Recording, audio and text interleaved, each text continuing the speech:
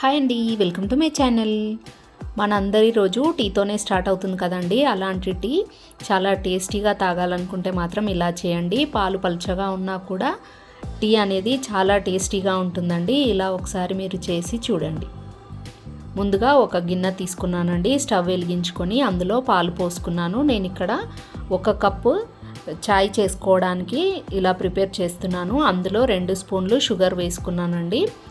ఈ టీ అనేది ఒకరికి మాత్రం సరిపోయేలాగా చేస్తున్నాను. 2 స్పూన్స్ చాయ్ పత్తి వేసుకున్నాను, టీ పౌడర్.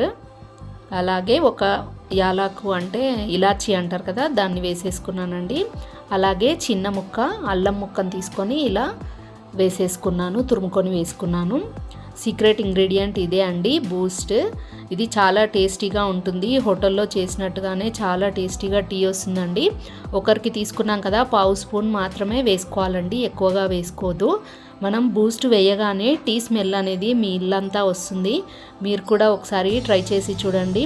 చాలా టేస్టీ అయిన టీ తాగాలనుకునే వాళ్ళు ఇలా చేసి తాగొచ్చండి. మనకి హెడేక్గా ఉన్న మార్నింగ్ అయినా ఈవినింగ్ అయినా టీ తాగాలనుకుంటాం కదా, అలా తాగినప్పుడు మీరు ఇలా 1/2 స్పూన్ బూస్ట్ వేసుకున్నారంటే చాలా చాలా టేస్టీగా ఉంటుందండి. నేను డైలీ ఇదే ప్రాసెస్ చేస్తాను. మా ఇంట్లో కూడా చాలా ఇష్టపడతారు టీని.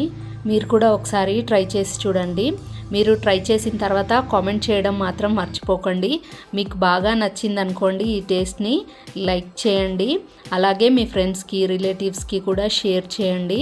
మన ఛానల్ని మాత్రం సబ్స్క్రైబ్ చేయడం మాత్రం మర్చిపోకండి.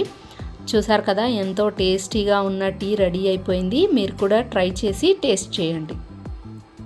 Thank you for watching.